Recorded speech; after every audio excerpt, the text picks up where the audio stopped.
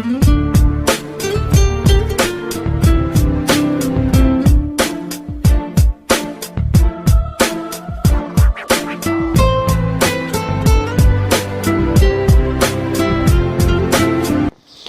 going on, everybody? This is Ray Hayes coming to you again with the mini podcast. Definitely want to encourage you all to follow us on Twitter at GDN Network. Follow us on Facebook at Supplier T News.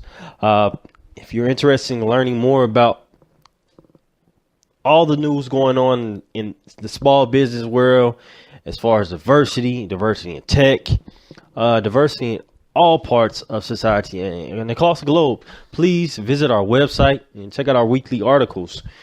Our daily articles at www.suppliertnews.com.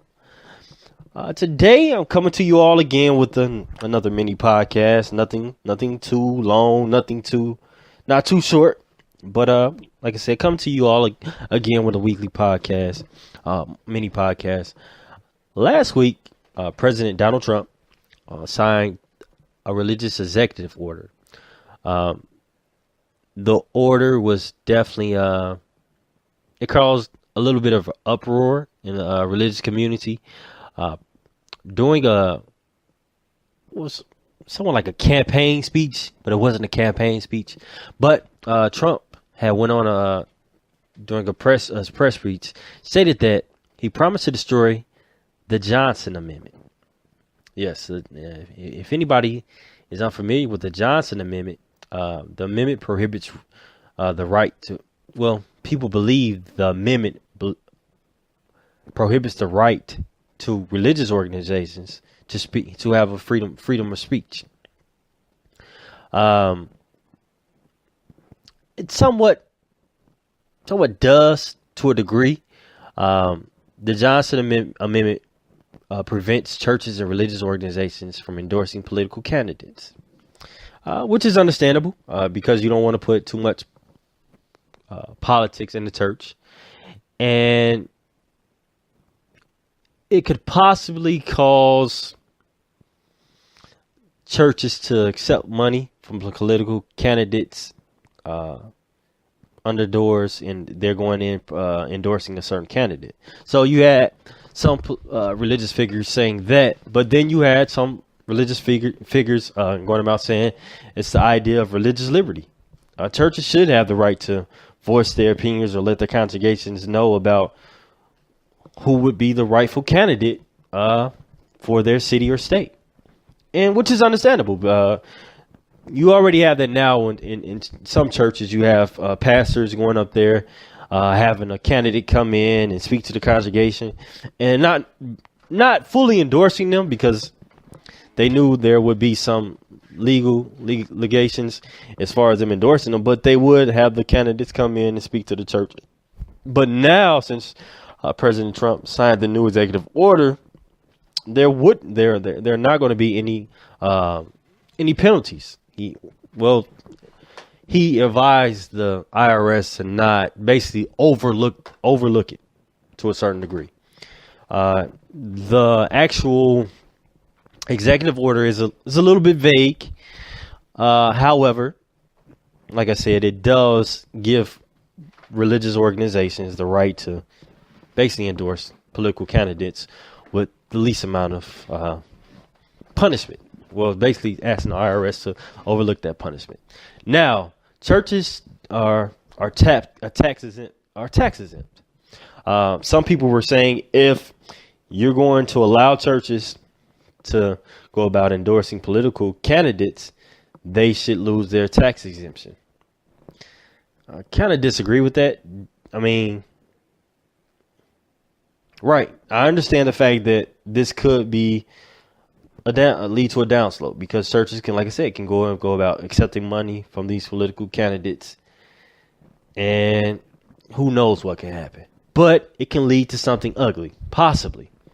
However, like I said, it's already going on in the church now. In some churches now, where candidates are coming in and speaking.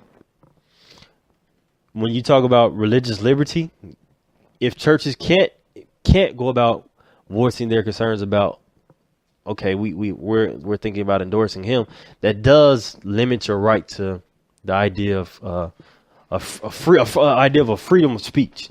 It does, but I somewhat agree that we can't play too much politics in the church, because,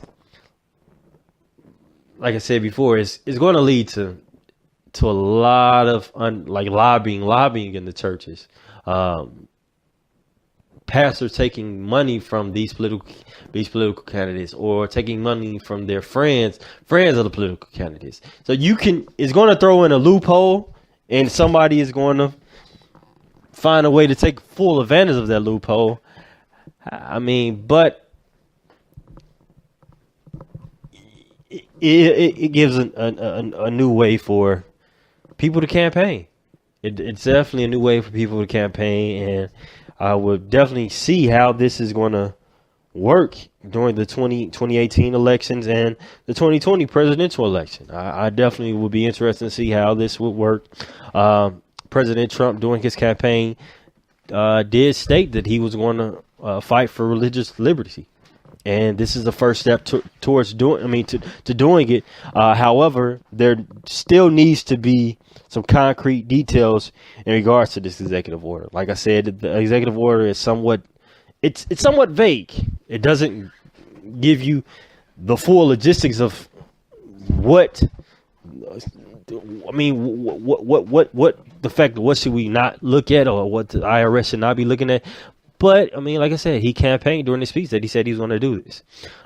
There were basically four primary sections of the executive order. The Hill.com pointed out.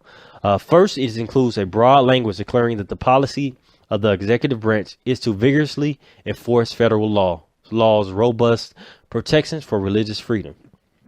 Second, the order instructs IRS officials to protect the freedom of churches and houses of worship to speak about moral and political issues from a religious perspective.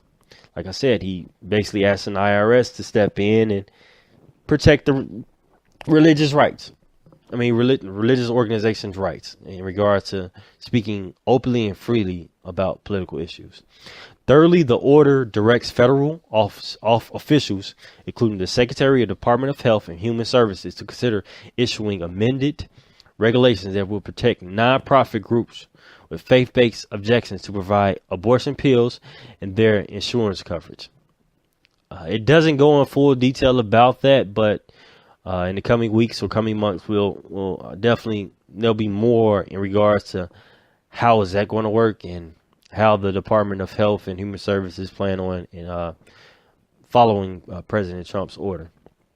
And lastly, the order tells the Attorney General to issue guidance interpreting religious liberty protections in federal law. Once again, this doesn't provide basically a concrete, the Hill said it best, a concrete safeguard for people of faith. It doesn't. There were some talk about the earlier version of the order. People were saying it was discriminative against people of the LGBT community. But thank God that didn't go through. So, I mean, we didn't need any more of the backlash of that or discrimination against the LGBT community. It wouldn't be necessary. So thank God that's not included in this order. But like I said, it's good to see that he's following through with his campaign. Like he did tout that he's going to fight for and defend religious liberty. And President Trump, like I said, he's living up to what he said he's going to do. So I definitely applaud him for that. However, I would just like to see more concrete details about this order and how this order, how we can go about enforcing this order. How is it going to work? How are we going to get rid of the loopholes as far as how we're going to stop people from accepting money under the door or lobbying within the churches. So, but once again, thank you all for listening to the mini podcast. You can follow us on our social media outlets, Facebook. You can follow us at Supplierty News or like our page. Follow us on Twitter at GDN Network. If you have any questions or concerns, please visit www.suppliertynews.com and click the contact us tab You can either contact us via email or you can leave a comment on our social media pages. Once again, I want to thank you all for listening to the podcast. My name is Ray Hayes, and I hope you all have a good week.